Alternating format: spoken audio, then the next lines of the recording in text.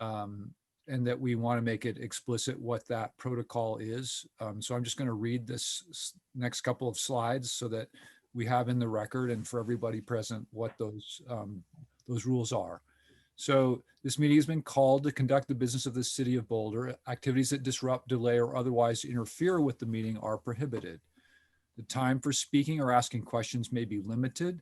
No person shall speak except when recognized by the person presiding, and no person shall speak for longer than the time allotted. So I'll just note in this case that we always have a public comment period at the beginning of our meetings. So for our public member participating, if you have anything that you would like to say of whatever nature within the bounds of what we've just said, there will be 3 minutes as we start this meeting to do so.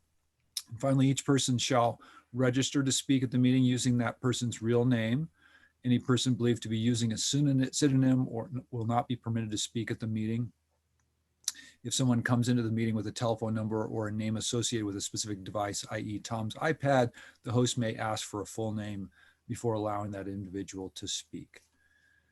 No video will be permitted except for city officials, employees, and invited speakers, presenters. All others will participate by voice only. The person presiding at the meeting shall enforce these rules by muting anyone who violates any rules.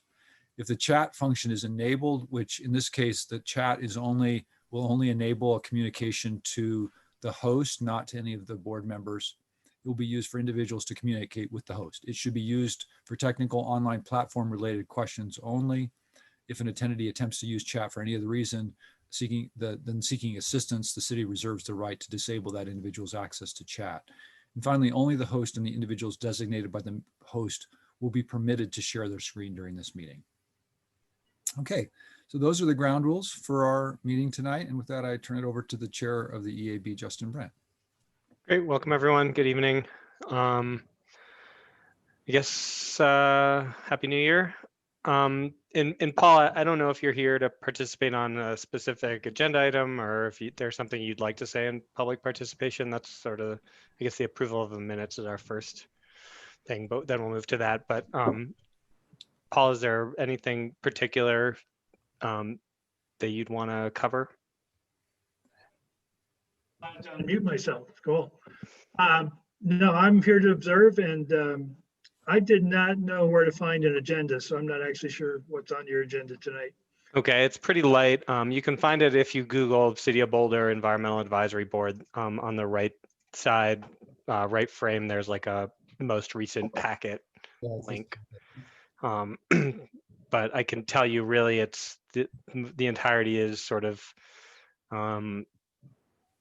talking about 2021 priorities, and we've got a presentation to, or I'll be giving a presentation to council on a letter we submitted to them in the coming next week or two. So it's sort of discussing that presentation. And I think that's really our only agenda item.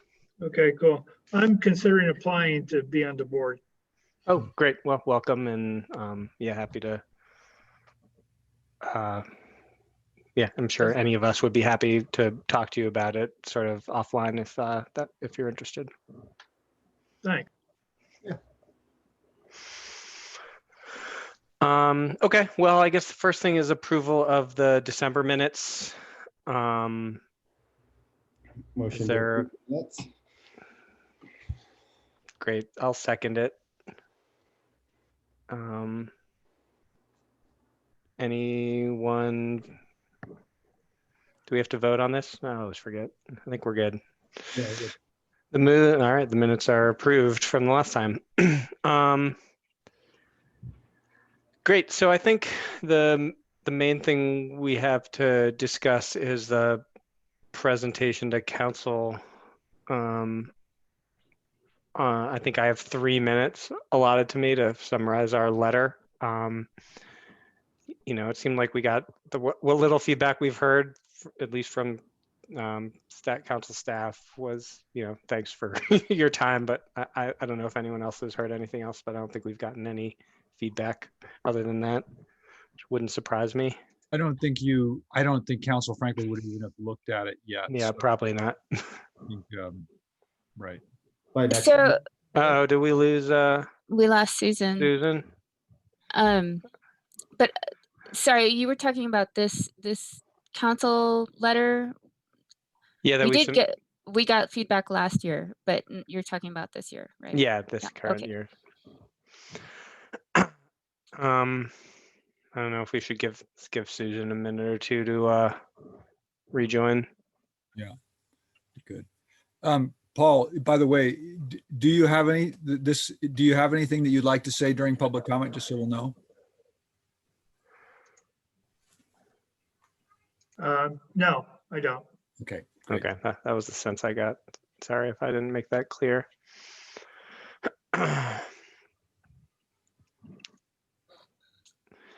Yeah, so I guess we can give Susan a minute to rejoin, hopefully. I think I wasn't expecting anything, but I know she had at least thought about, offered at the last meeting to think about if there's, a slide or two to put something together. I assume she hasn't done that. And I don't know that it's necessary, but I guess it's worth opening up. And, my feeling, I guess, I think the letter generally speaks pretty well for itself. And given that I only have 3 minutes, I'd probably concentrate on air quality because I think that's, and you guys, if there's other things you'd want to focus on, I just think that's something exciting that Miriam has really done an awesome job of sort of trying to shine a light on, and there's good work going on at the city level as a result on that. And it's very timely. So sort of that was my feeling. I don't think I have enough time to go through everything if it really is 3 minutes. I think maybe consider bundling air quality and the smoke management piece together, as they're very closely related. Yeah, I guess I sort of see them as one. They're under the same subheading. The urban heat island would be another piece I think that we've done some good work on over the past year, though after COVID, I don't know that, seems like a lot of that work maybe hit a little bit of a standstill with COVID, and I don't know if there's much else to report in the sort of aftermath of that, but I guess it's also important, or maybe it's the urban heat island, but sort of some of Marty's thoughts on how this is all interrelated. One thing to note, by the way, is that part of what has, I don't know if it's delayed, but has certainly impacted the urban heat island pieces that we have been going through the process of identifying and hiring a new planning director. Mm-hmm. So that person is now in place, and they have a very interesting background and a very, I think, a background well suited to actually consider this issue significantly. So they've just literally been kind of getting up to speed over the last several months, but I think it's quite timely to bring forward the body of work that EAB has been doing on this and to raise this issue with planning. So as we have a conversation tonight, it's worth talking a little more about that. Yeah, so I mean, I guess that's helpful. So from my perspective, sort of those two are the most fully baked. I guess the Excel piece is timely, and I think that's good. But there's obviously the city's putting a lot of effort and time into that at this point, and I still like the idea of trying to highlight some of these issues that may have fallen off the radar or just been less of a priority for the city over the last few years. Mm-hmm. Mm-hmm. I'm sorry, Susan's not on the call. I do just want to say to all of you, I think you've put together what is, to me, probably the best letter to council that I've seen in all the years, the 5 or 6 years I've been doing this. I think not only is it really concise, but I think the fact that you develop really concise recommendations associated with each one, it was very effective, I think. And I think it will make for a good conversation with council. Great. That's great to hear. Oh, and I meant to say, Brett, congratulations on your, I thought I saw a press release that your sustainability grant for Boulder County was funded. Oh, nice. Actually, it gave me a budget, which I haven't had in like 8 years working at the city. This is only the second budget I've had my whole time. So this has been great. Yeah, well, Yeah, that's great. Congratulations. Thank Yeah, it was nice to see Boulder County put some money and priority behind that project. Yeah, and maybe just as maybe a little bit to fill time to see if Susan can join. We will be developing what is one of the first carbon management plans in the country. I'm in the work I'm doing outside the city. We've been actually piloting that template with 3 other Midwestern cities, but Boulder will now be given a chance, and it's kind of nice that we get to come in not as first but second, so you can build on that. So it'll look at all the different natural assets we have in our community for sequestering carbon, and assess what their sequestration potential is, and hopefully what some of the ecosystem service benefits of that carbon applied in those systems could be. So I think it's going to be a fun year, and I think there'll be a lot for us to discuss in the EAB. That's gonna be great. Great. Very cool. Yeah. Did that's related to the proposals that you had us take a look at, correct? Yes. Did both of them get accepted? Yeah, they funded both the sort of containers and stuff, and also the Oh, okay, that's good. From the press release, it seemed like it was just the carbon piece. Yeah, right down at the bottom or right below. I mean, it said like Boulder also applied for this other money, but it didn't make it sound like they'd funded it. It rankled a few people in my department that like they got top billing without me. Yeah, I bet. All right, well, I don't know. Does anyone have Susan's phone number? I don't know if we can text her. Heidi, do you have? I just sent her an email. I haven't heard back yet. So I just had mentioned that we lost connection and was asking if she was having difficulties accessing Zoom, but I haven't heard back from her yet. Okay, well, guess that's all we can do. So I brought up the instructions for this presentation. No more than 3 minutes to discuss the 3 questions. Slides are optional. I think you're right, Justin, that speaking directly to council and looking directly into the camera will be more effective than them watching a slide. Yeah, that was my feeling. I mean, they have our letter. I think like you said, it does a good job. I mean, I think it's good and it sort of speaks for itself. Yeah. I don't need to reiterate it. Hi, Susan. You're muted. Said I got a blue screen for the first time on this one. Well, That was fun. Welcome I'm back. Sorry about that. That's inevitable on every Zoom call. Okay, so yeah, we were starting to talk about the presentation to council. You know, I was just saying my feeling is, you know, I think our letter is pretty comprehensive and I have 3 minutes, so I don't think I'll be able to cover everything. And you know, it does a pretty good job of speaking for itself. So I guess my thought was just to highlight a couple of the issues. You know, I think the air quality and smoke management is one that's really timely and probably the one that the board spent the most time on over the past year, at least since, I guess even before COVID. It seems like that's what, you know, that's sort of been our #1 focus. So, you know, I'd like to concentrate on that. You know, I think the points you raise around the Excel agreement are important to bring up, but, you know, there's a lot of time in that, you know, the cities has a lot of focus on that issue right now, I assume.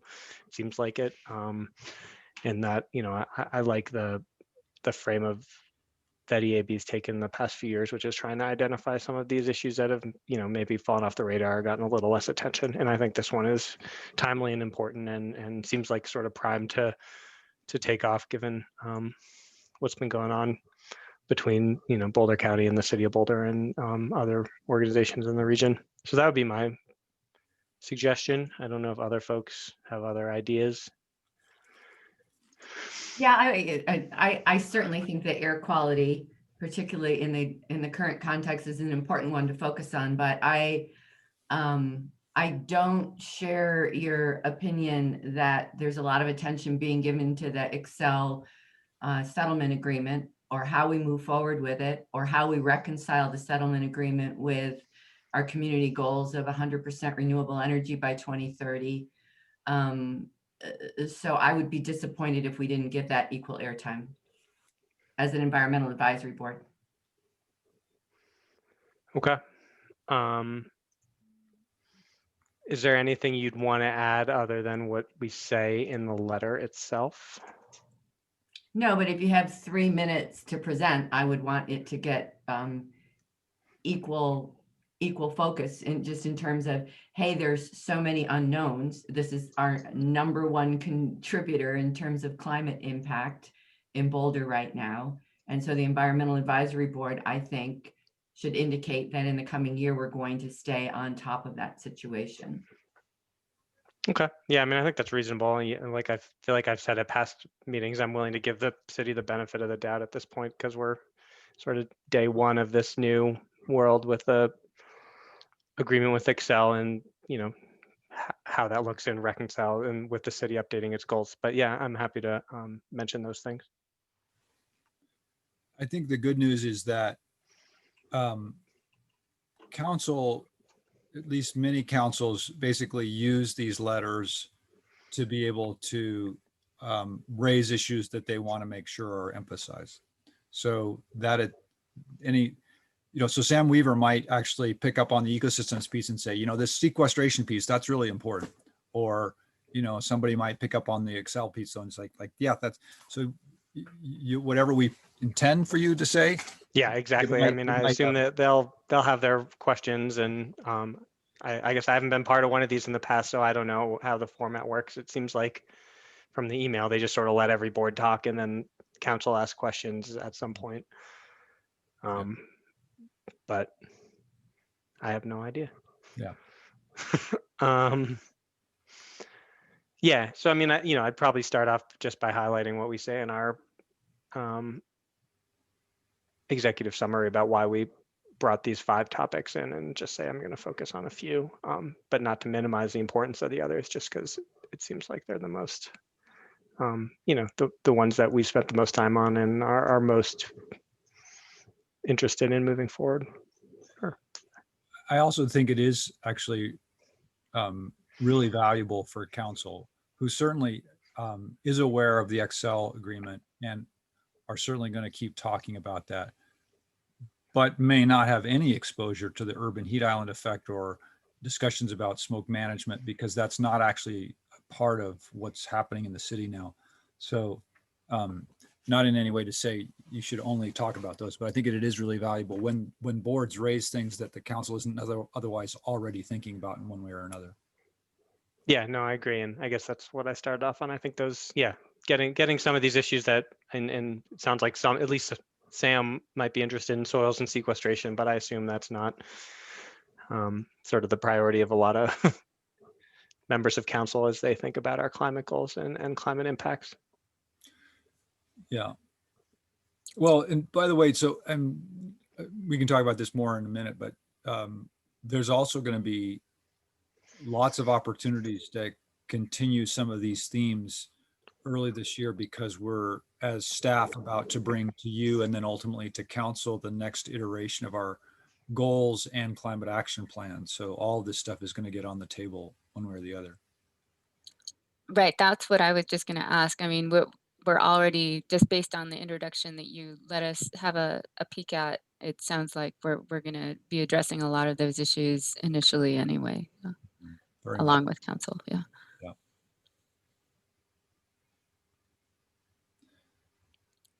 So I think, again, Susan, you weren't on when I said this. I've been the staff to EAB for 7 years now, I think.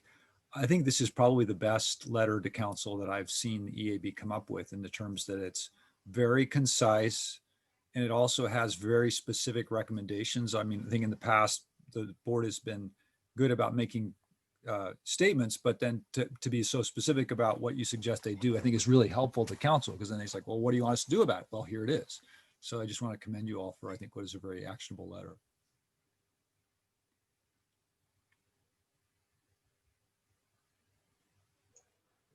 Must be as a result of a great staff liaison. Definitely not that. No, I mean, honestly, it was really interesting to watch this process. As you don't know this, that in the past, these kind of letters had to be done entirely in person because we didn't really have a mechanism for this kind of digital interface. And then it was actually pre-COVID that we came up with this Google Docs idea for something that was publicly transparent, but that you could work on. So I think it's helped the process some, but you guys really, like, just watching how your letter evolved and how you just kept taking it and refining it was really interesting. So you did a great job together. And everyone hit their deadlines and did their parts on time, which that's certainly never happened in my tenure, myself included. Yeah. So we all deserve a pat on the back. Yeah. The other thing I do want to note too is that so let me let you finish up this topic and then we can talk about the implications of it going forward. Okay. So is there anything else on the letter piece? So I guess, Susan, I think you were offline. I was saying I know we talked about a slide or two. I feel like given that I only have 3 minutes, I feel like I'd rather just talk, and I'm happy to, I'll try to write some notes or something down, and I'm happy to share them with folks if I'm allowed to do that ahead of time. I didn't have a chance to do anything before this meeting, but sort of my preference would be to go without a slide. I think it's, our letter speaks for itself, and any slide would be, a lot of it might be just sort of reiterating what we've already put in on paper. Yeah, I think that's fine. I think in 3 minutes, you can basically touch on. Yeah, I could have we- one slide if I wanted, or, I think I could cover more if I just talk.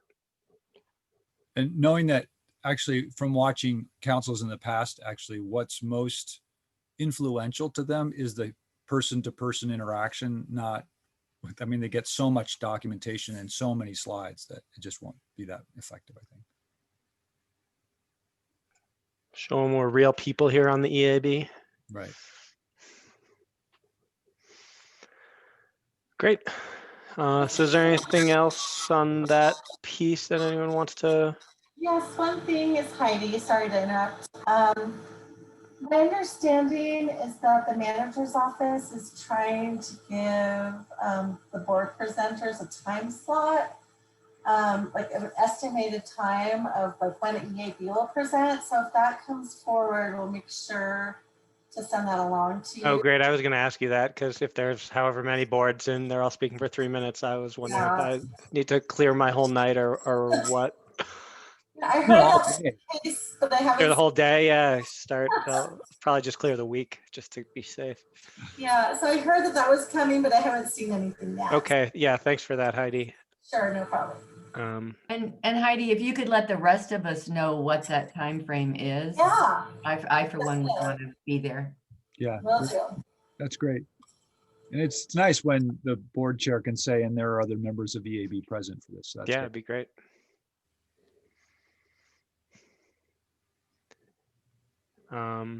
Okay. Well, thanks everyone again for the hard work on the letter. And as Brett said, I think it's really good. So it was a good close to 2020. And, I don't know if I feel like the agenda talks some more about 2021 planning. I don't know if there's any more specifics, we want to talk about. Sound like Brett, you had something to say here. Well, maybe I can just do an introduction to this. I think the question as a staff person, Mike, the question I am interested to pose to you is, how do you want as a board to continue to explore or develop these different areas that you've expressed concern or interest in? And I just to want to make sure I reiterate again, we're in somewhat new territory in the context that, and Mike probably knows this best from I think you're the longest intern tenure, that, in the past, this advisory board in particular was more of a responsive, reactive board. Something was brought forward from staff, you're asked to comment on it, we take your comments, and we then go to council and say, well, this is what we heard from EAB, and here's how we respond to it, blah, blah, blah.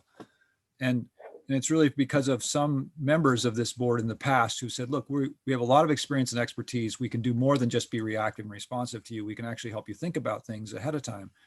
That we started this process that we haven't been told not to do yet, which is good, where that has resulted in something like, bringing forward an air quality issue that really wasn't on the radar. And I think that's really been productive. And so there are possibilities that we could be told like you're out of scope, but up to this point we haven't been. So you've laid out these 5 or so areas. And so my question to you is, if you have thoughts or comments about how you would like to continue to explore them. And so so that's the question. And then to give you a little bit of chance to think about that, I'll just say that, give you some context of what's happening in this department. So the Climate Initiatives Department staffs the Environmental Advisory Board. The Climate Initiative Department was previously called Climate and Sustainability.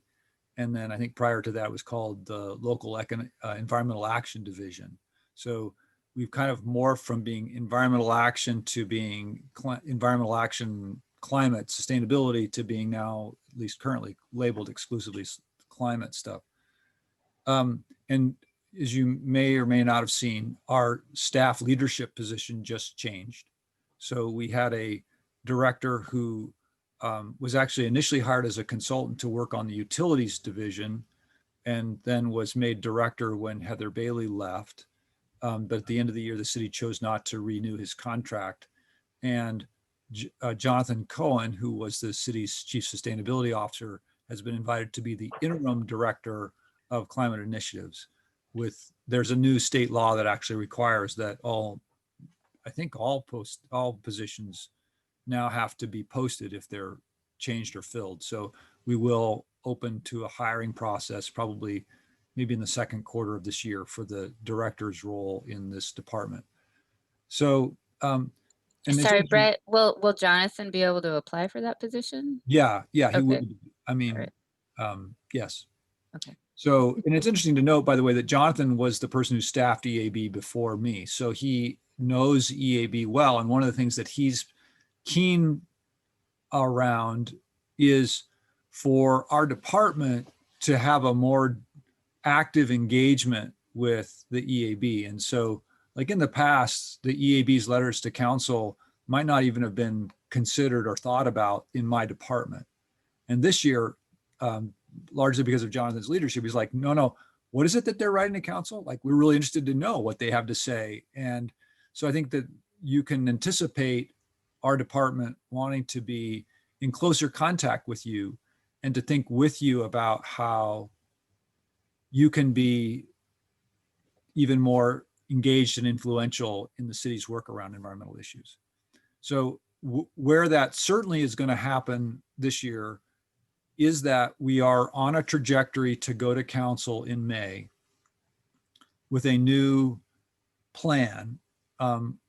In the 2015-16 version that was approved in 16, we called it the climate commitment. I don't think we're going to call it the climate commitment anymore. I think we're just going to go back to calling it the climate action plan.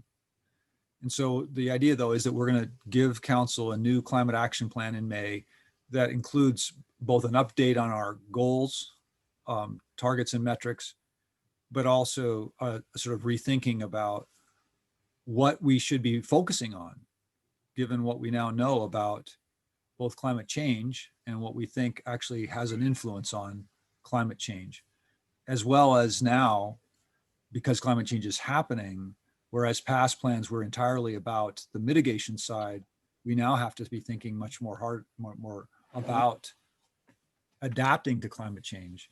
So does that also includes the impact of climate change? And Exactly. So it will be addressed. Okay. Yeah. Mm-hmm.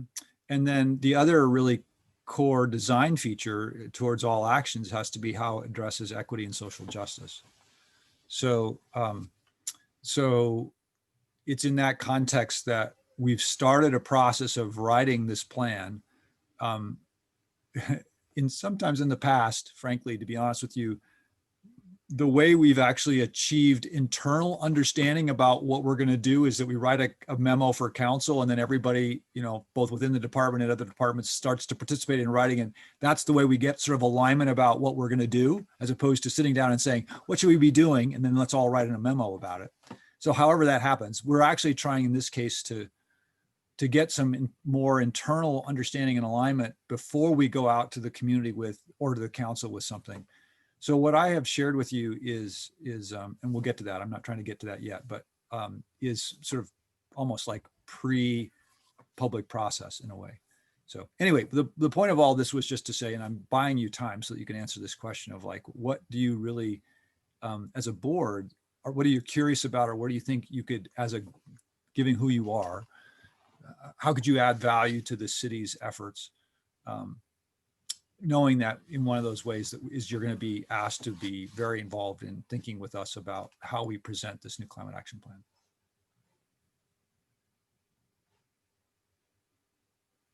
Well, I can't speak for the board, but speaking for myself, I would be very interested in being involved in the development of the plan, at least certain aspects, beyond just reviewing it. You know, if there are brainstorming or staging sessions with staff, I'd love to be a part of that and kind of bring my outside expertise or the outside expertise of this whole board and outside thinking along with the staff as opposed to just after the fact. Yeah, I mean, I think I'd echo that, and it's something I think we've said at a board, as a board in the past, which is, you know, rather than just getting things that are fully baked for us to comment on, probably after any comments are useful or possible to really make drastic changes, trying to figure out how to involve the board earlier in the process. In all of these things, you know, I mean, the climate plan is one thing, but it sounds like there's a lot going on the air quality side too, in just, you know, using the board as a resource to help develop the city's response or platform. I think, you know, you've got a lot of good expertise here. You should take advantage of it. Brett has continued to ask me to participate in the regional meeting and other things that the county has implemented as far as air quality and smoke management is concerned. If there are other members of the board that would like to be involved in that, I'm certainly happy to share that with anyone. But yeah, at this point, he is involving me, and so That's great to anyone hear, else. and oh yeah, no, I'm glad. And yeah, I mean, I guess, you know, city staff has to do their job, and you know, I don't think we as a board, or at least personally, wouldn't want to take over that. But just as you guys are developing, I think the nuts and bolts, I think it would be helpful if you would, you know, bring it to the board more in a planning stage, so that it feels like the input we're making is, you know, at the right time and can be valuable. And Well, in actuality, maybe it's a good idea if I report back from that regional meeting that's going to take place in, when was it? February, I think. yeah, that'd be great. Okay. I just want to say this might be a way of thinking about how the board extends its reach, in that maybe like one person who has both expertise and interest in taking on one of these topics starts to be kind of a point on that. Like Miriam working on air quality, there might be some of these other issues that other board members want to be kind of seen as taking the lead on, so that not all board members have to track all things in all ways. So, I mean, Susan, you're obviously really interested in the Excel partnership and how that is evolving. And there's going to be a lot of detail to track in that.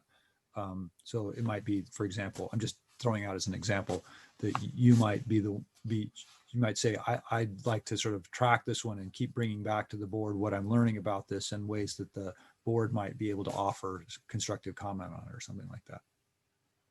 Yeah, in fact, my interest is a little more broad, energy policy in general, but specifically what we're faced with right now is the Excel settlement agreement. And, you know, I think there's supposed to be an advisory board, although I haven't been able to figure out what the process is for selecting that advisory board. I certainly would think that we, the environmental advisory board, would have a representative on that advisory board.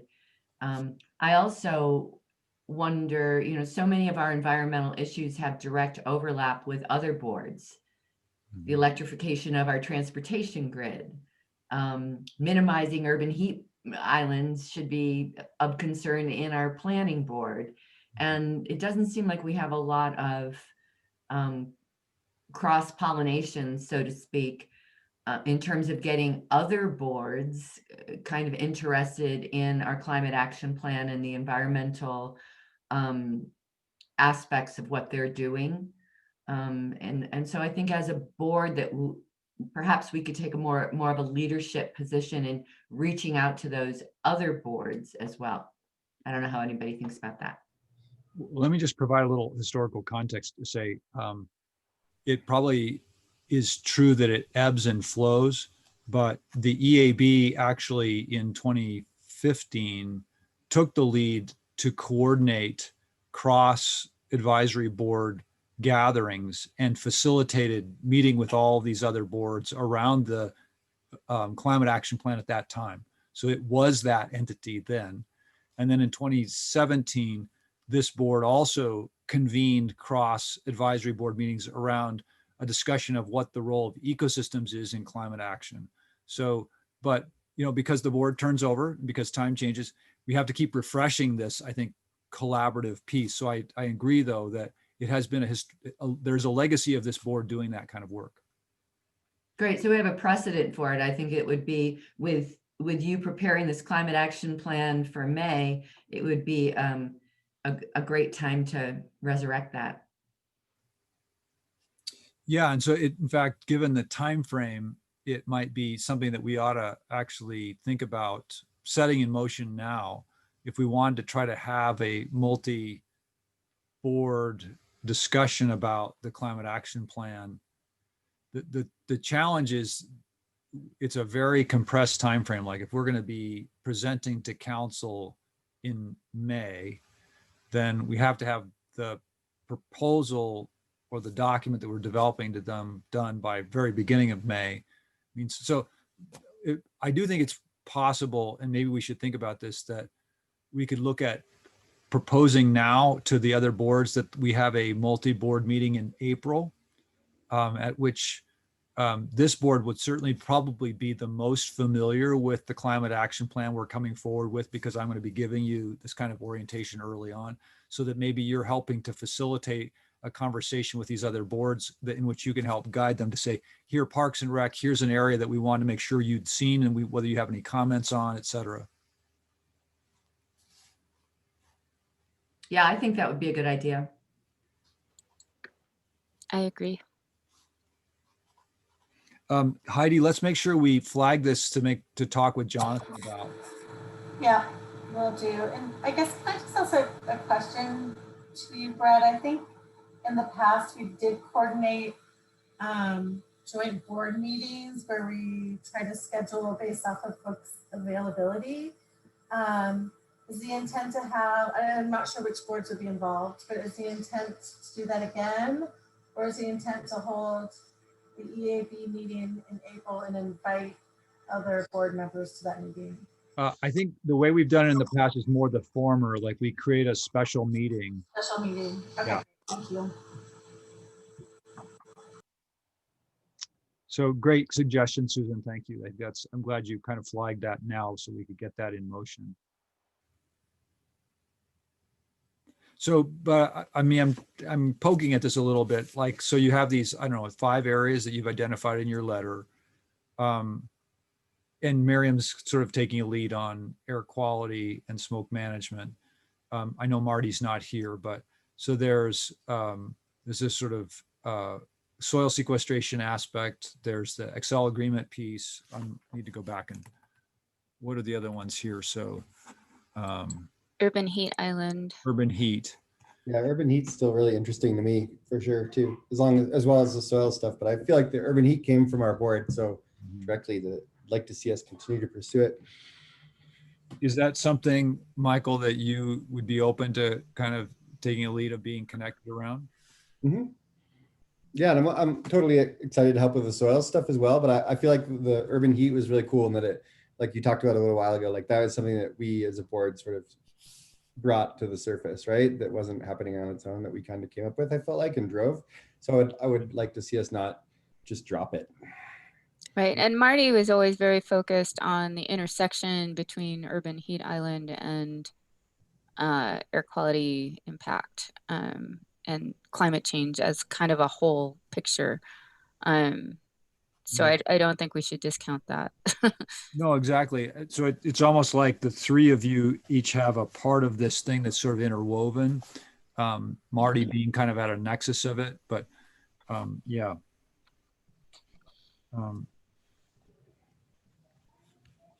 And then see what, and then Susan obviously around the Excel piece, and then so there, the last one was what we had, this kind of more broad one, regenerative ecosystems.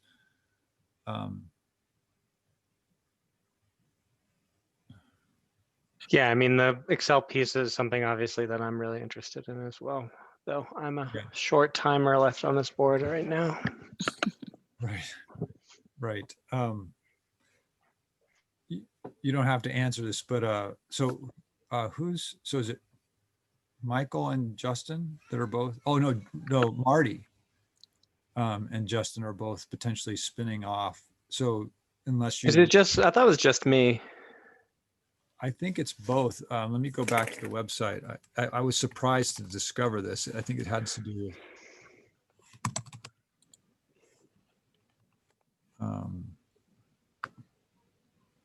Did we lose somebody again, or did they just? Oh, Yeah, Marty's going off in 2021. March. Yeah, both you and. Oh, okay. But he's been on less than a full term, hasn't he? Wasn't he? Didn't he replace someone? Yes, that's part of the reason. Yes, that he's spinning off. Right, and so when I came in initially on a 1-year term for someone who left, Right. and then I reapplied and got a full 5-year term. Right.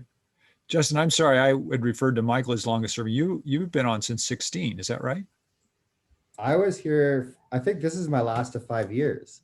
I think I'm almost done with 5 years. Yeah, I mean, I feel Yeah, like and Miriam Michael and I came in at the same time. Yeah, I feel like Miriam and Michael started in March of 1 year, and then I filled a seat and started September of the same year. So, yeah, because I didn't serve a full term either. Okay. So I think the term I started might have started in 2016, but I've only been on since, I don't know, 2017 or 2018. Right, that makes sense.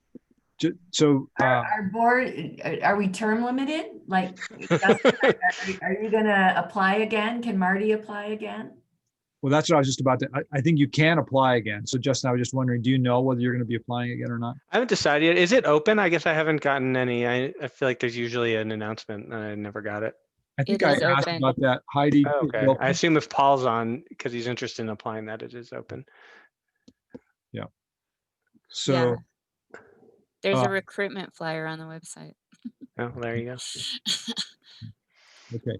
Well, so we don't have to take any necessary action here, but it sounds like we have just to kind of, so Susan, and you'll be wanting to keep track of the Excel piece, Miriam's on air quality. Marty, if he returns to the board, would probably have a continued interest in the intersection of climate change and air quality and heat.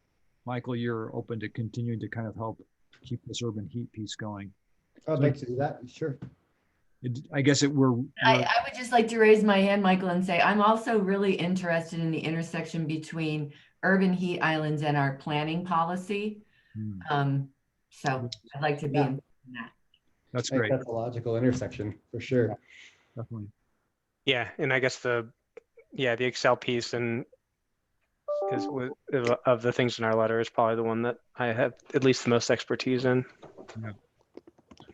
So and interest. It may be that we have to see kind of how the board update plays out in terms of who returns to know then how to fill the remainder of this kind of approach. But this is really helpful to kind of know right now.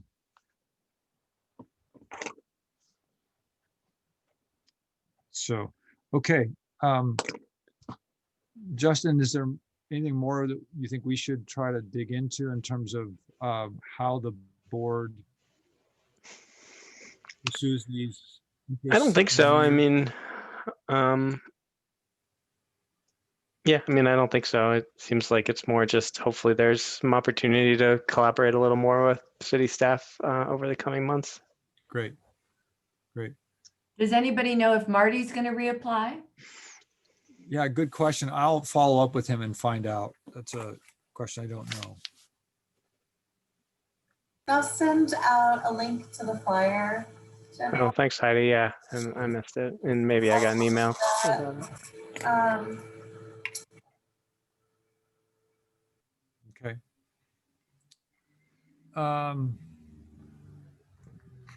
Well, Justin, is this a point where you think I could introduce this little piece that I sent out?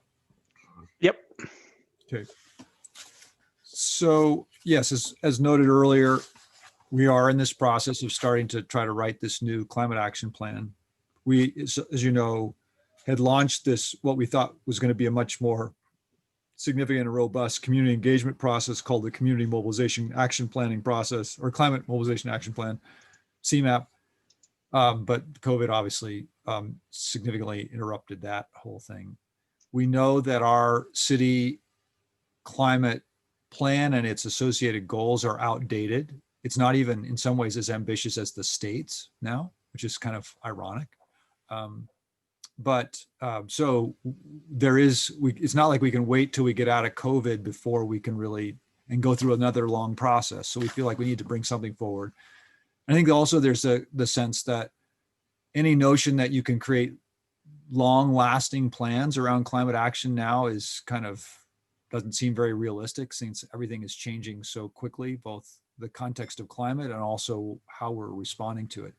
So I think we're moving into something that will look like more a sort of adaptive, very frequently evolving process. I don't know exactly what that planning process is, but bottom line is we're going to come forward to council with something in May.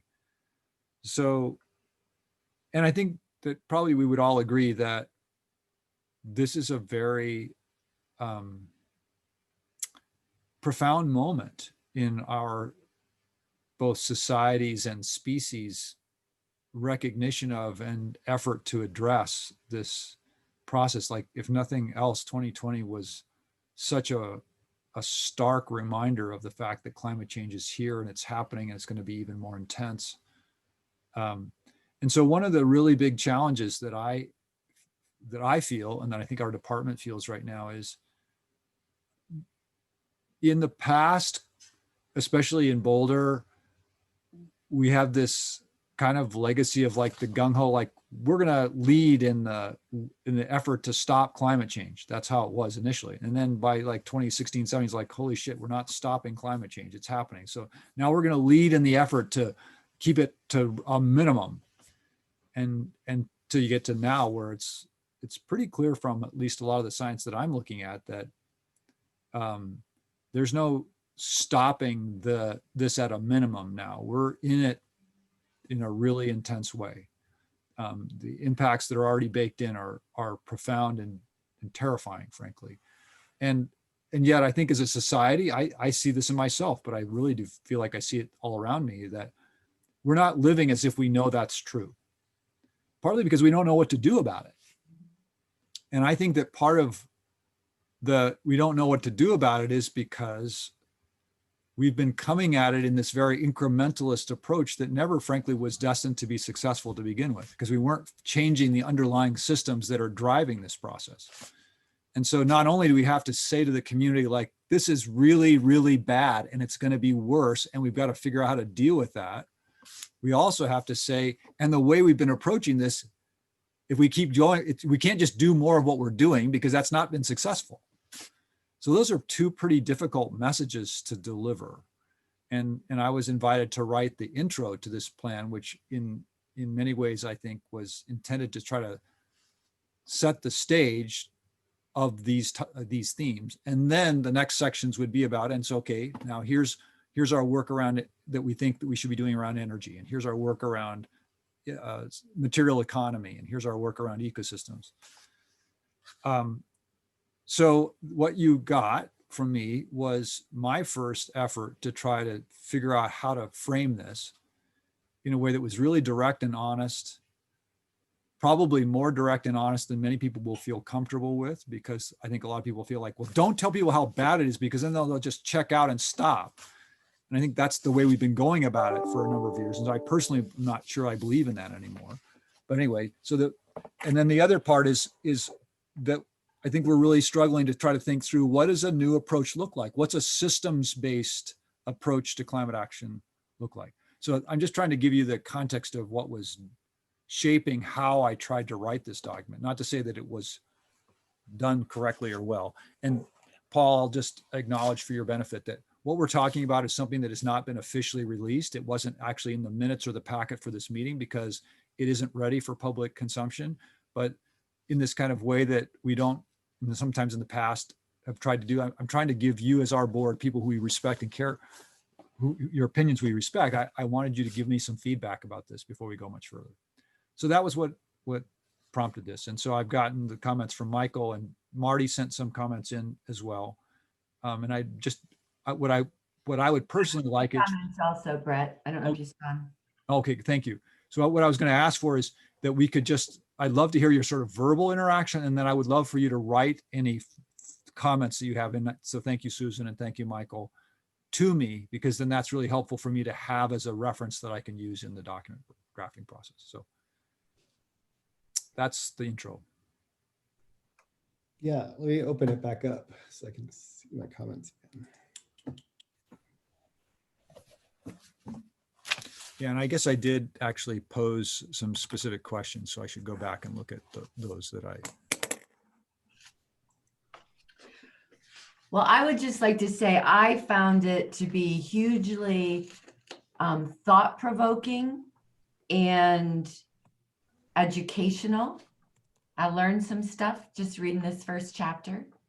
And I applaud you for just getting it out there and beginning to work on this. So thanks for that. Thank you.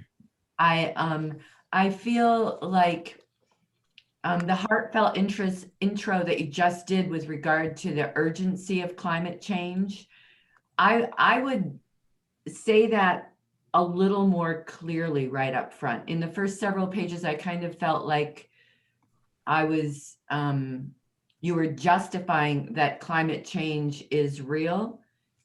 And I think we already, hopefully everybody knows climate change is real right now, but really like honing in on some of the impacts, like where you talk about 35% of all of the hail events over the last 26 years occurred basically in 1 year last year. Stuff like that, I think, is hugely impactful when you bring it right home, right?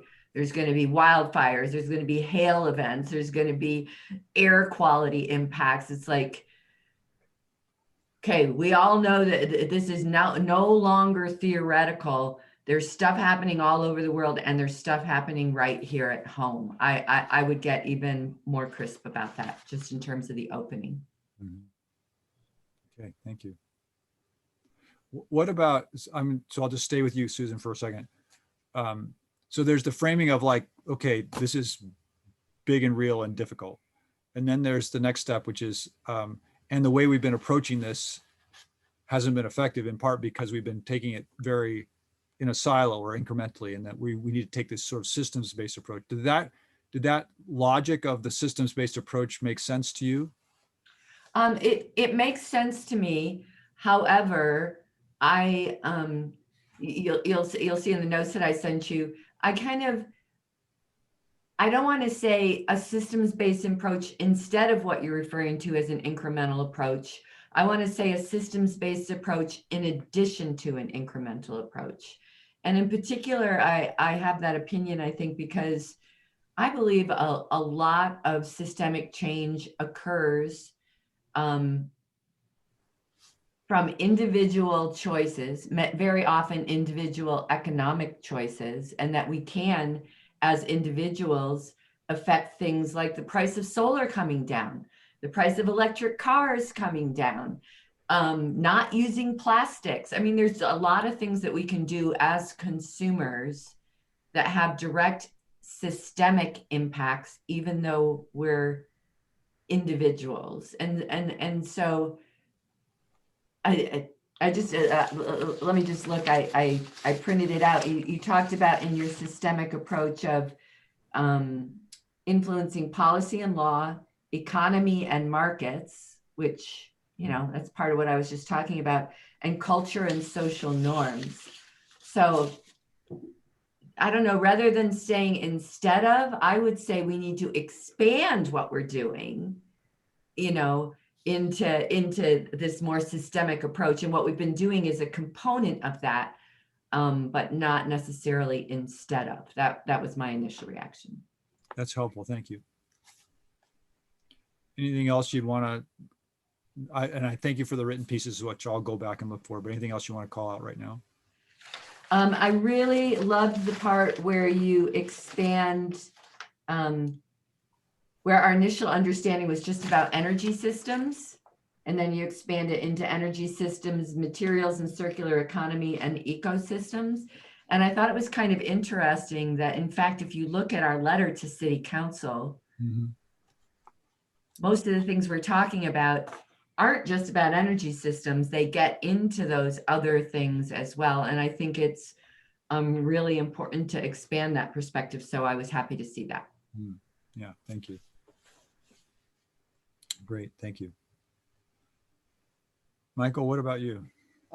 Just looking through my comments, which are in there for you to check out. But I mean, I agree with Susan. I think it was really great.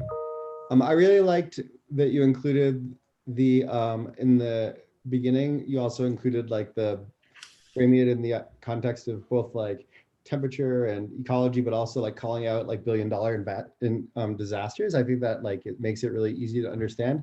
And I think it also created like a really cool framework that you could capitalize on later, where you can sort of speak to directly to this being an opportunity and like an economic opportunity. And I think you can like even sort of spin that message to be a little more straightforward and like viewing this as an opportunity.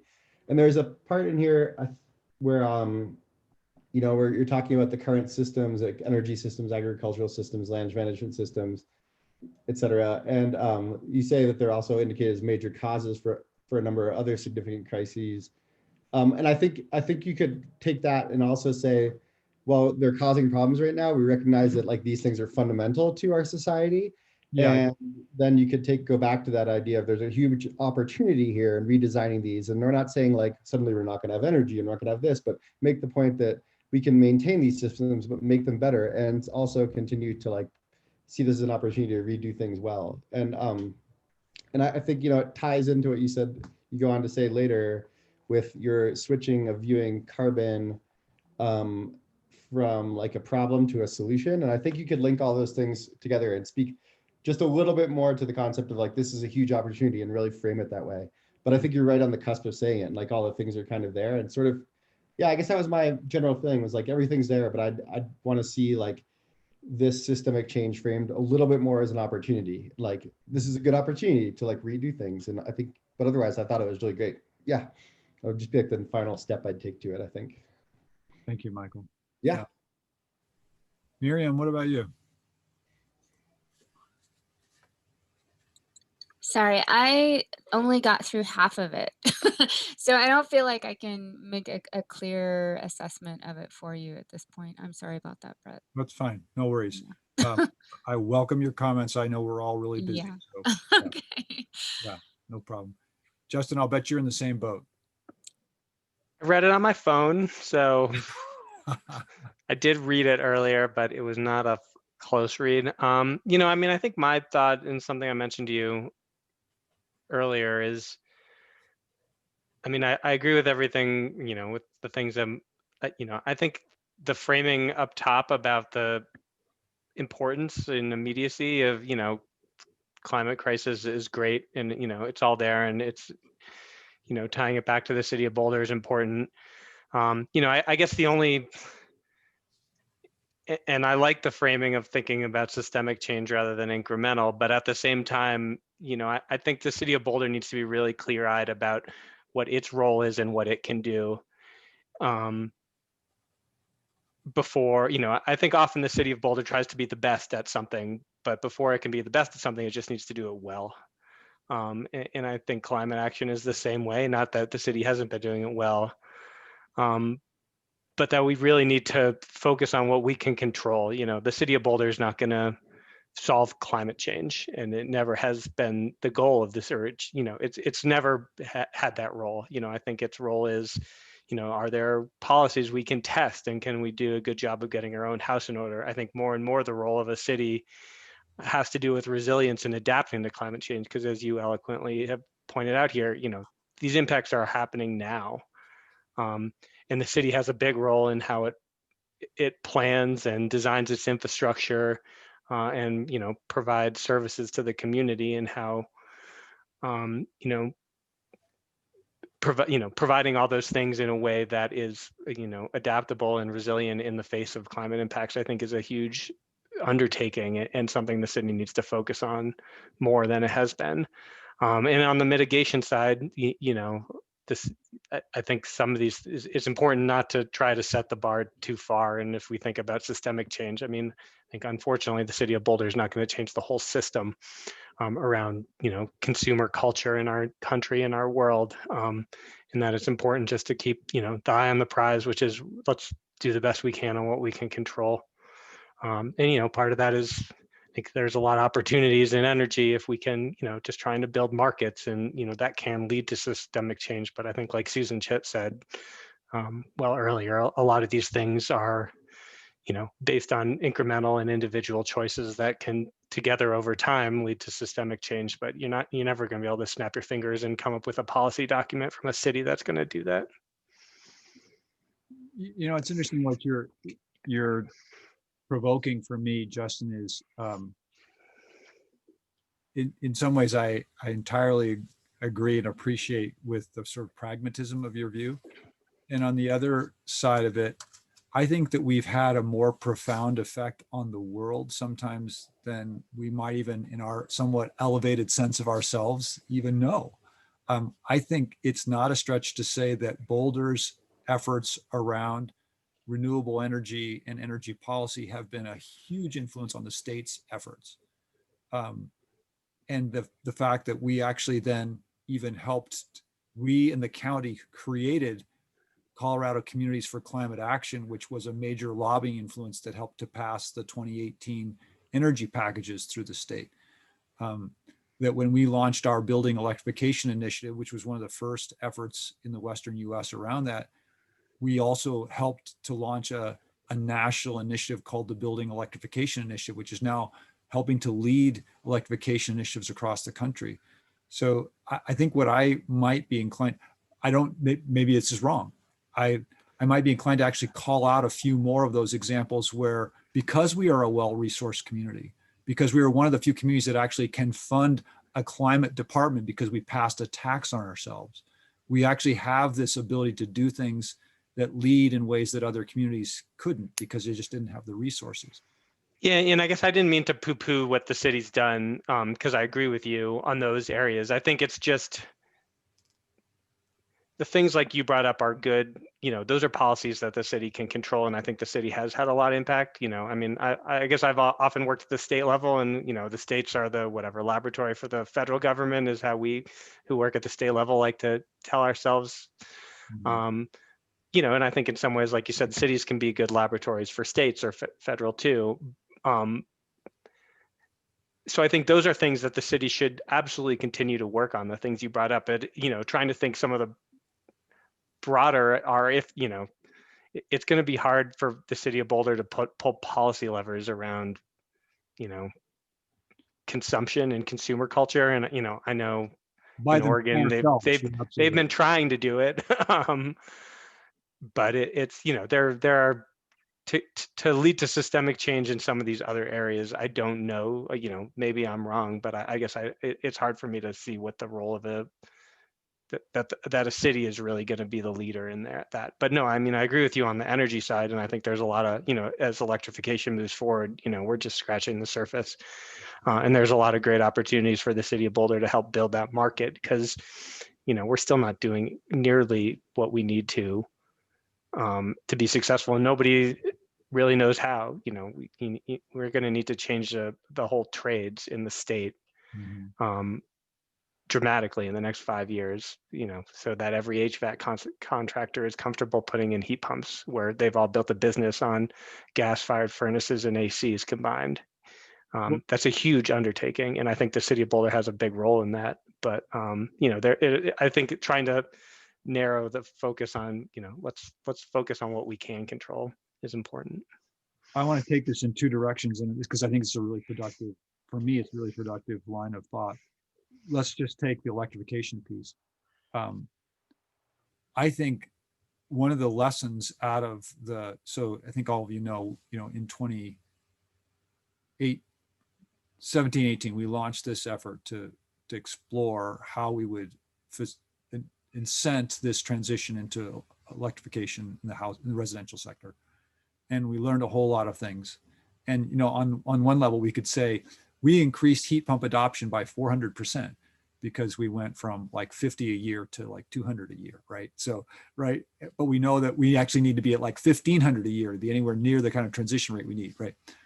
So, but one of the other things we learned is that a part of the problem is that our infrastructure wasn't built to be electrified, right? So we have all these houses that were built in the 60s and 70s and 50s that are built for gas. They're literally built for gas. And they don't even, like my house, 1961, I do not have an electrical panel of sufficient size to put a whole bunch of, to electrify my house. And that's before, so I need a service line upgrade and I need a new panel before I even get a chance to put in all these other fancy things. So what we need is somebody besides each homeowner having to come up with $4,000 to $6,000 just to do that before I get to spend another $15,000 to do all the other upgrades, coming forward to say, we're going to handle that for you. We're going to get the electrician. We're going to do the service line upgrade. It's not going to cost you a thing. Your house is going to be safer when we're done, and you'll be ready to install those. And by the way, we'll finance all those appliances for you and put it into your electric bill over 30 years.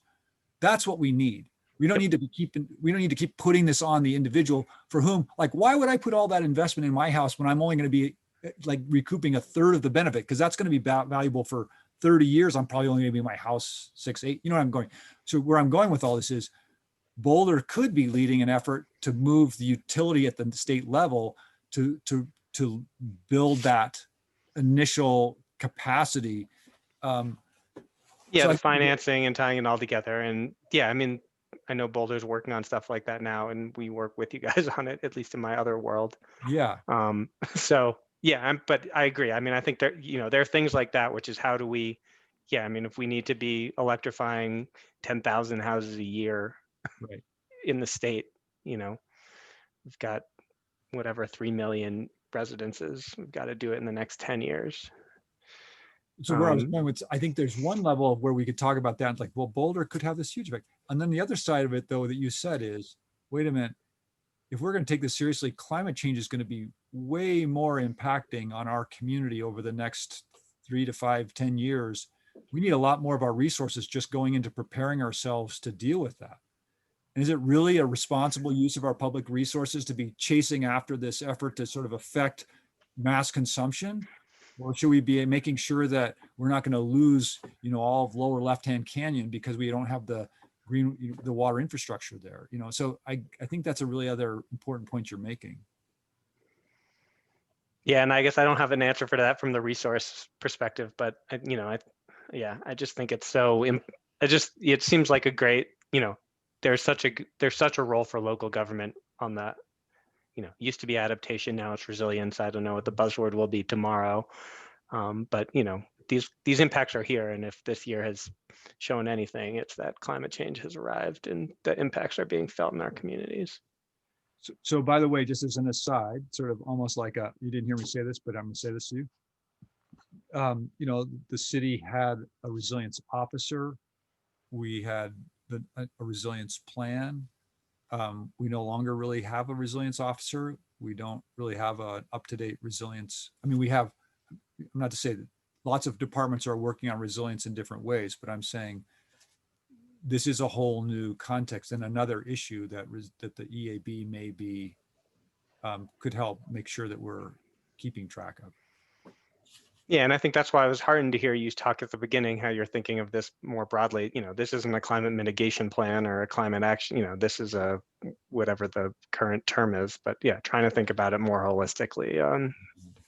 We can't just reduce our emissions and expect the world to go back to normal.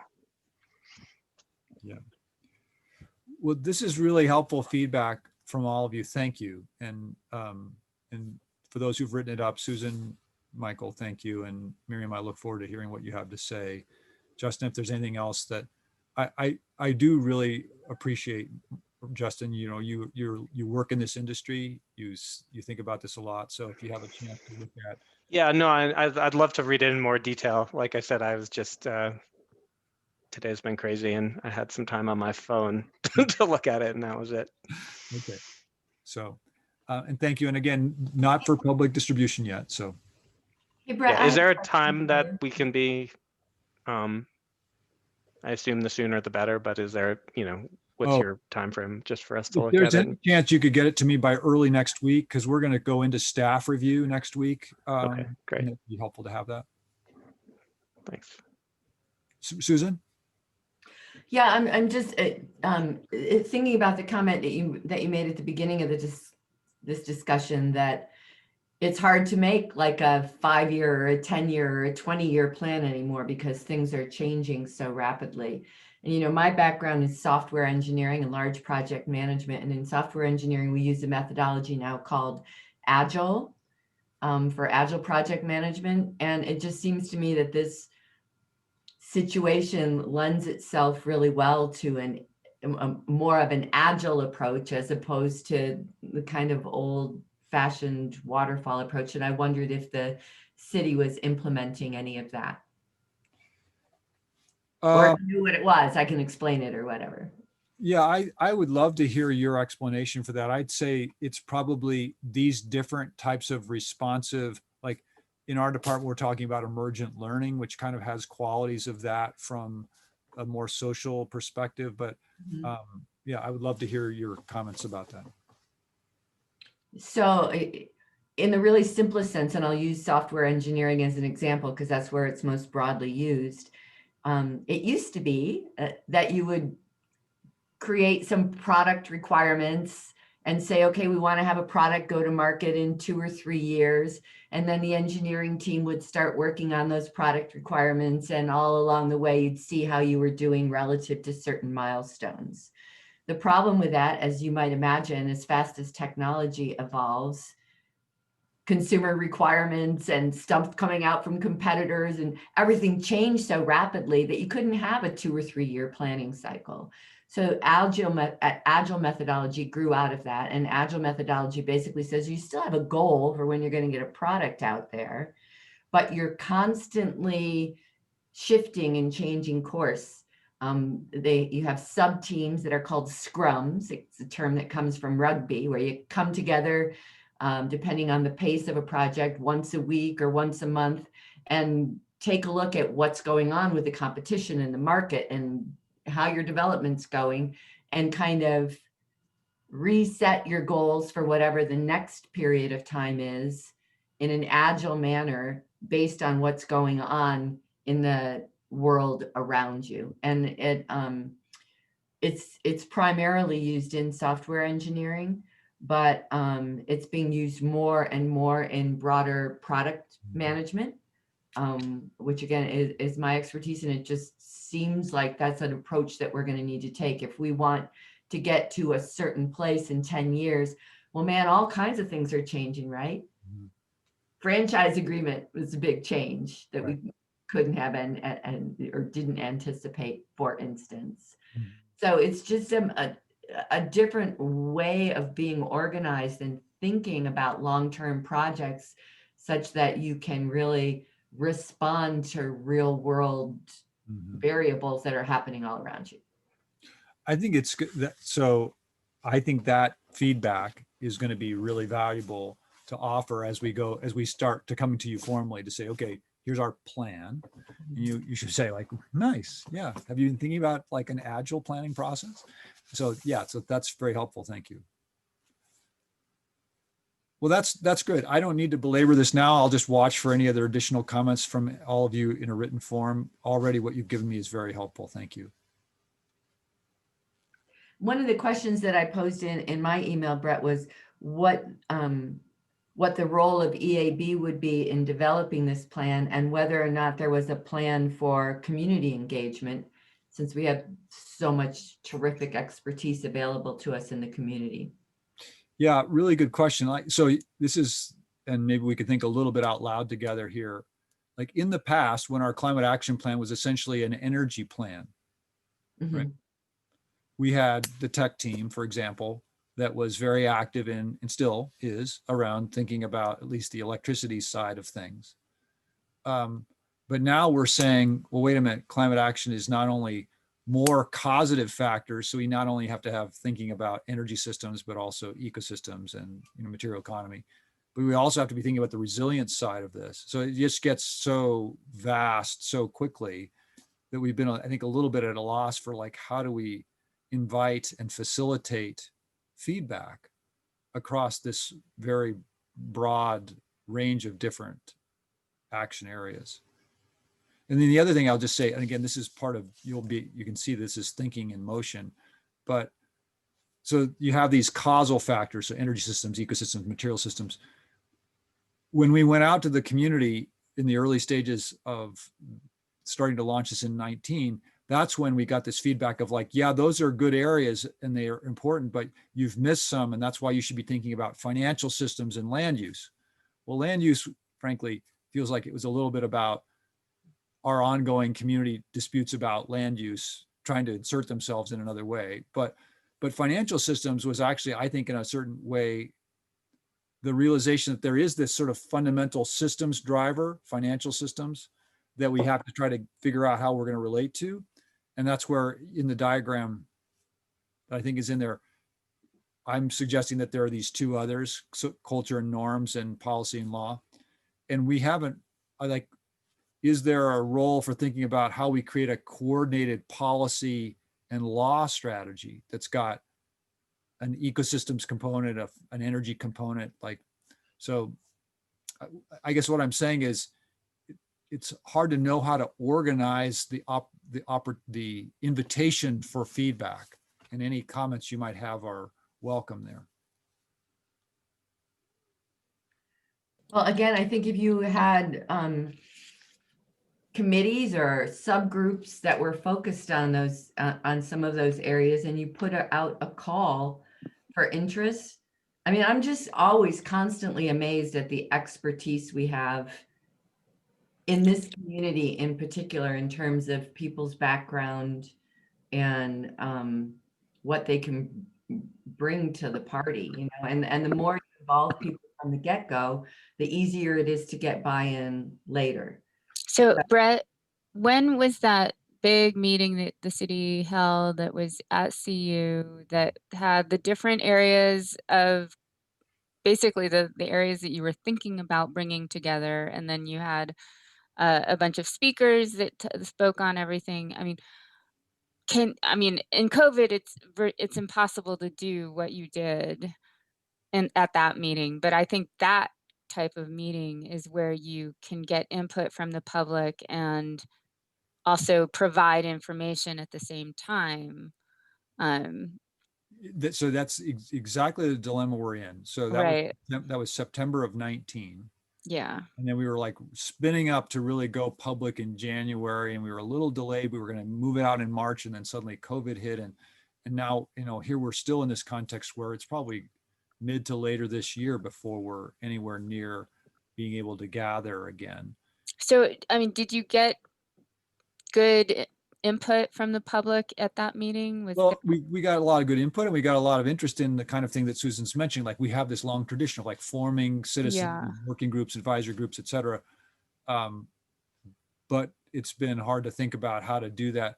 One thing I'm sort of thinking about now, as you say all this, is like, we're not going to be able to put together a robust community process around all these different elements by May, and then go to the council and say, here's kind of what we've come up with.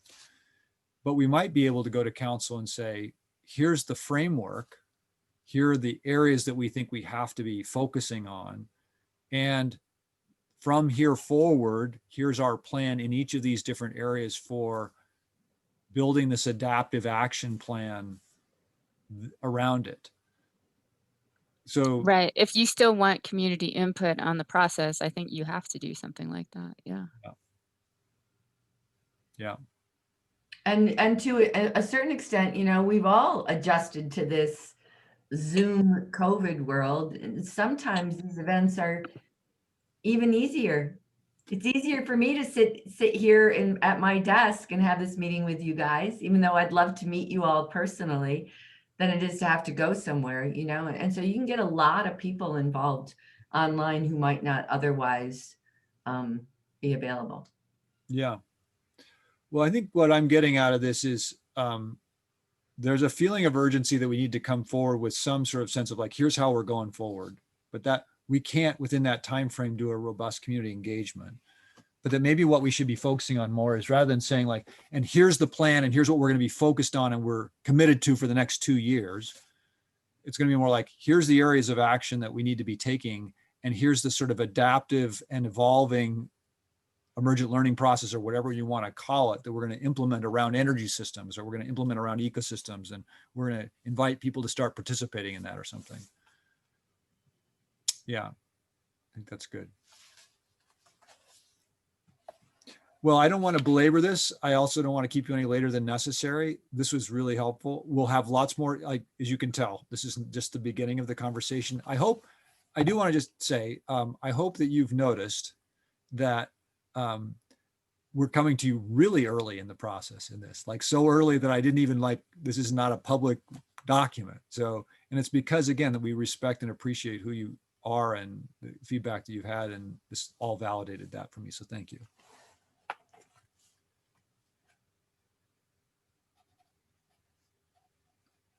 Turning it back to you, Justin. Great.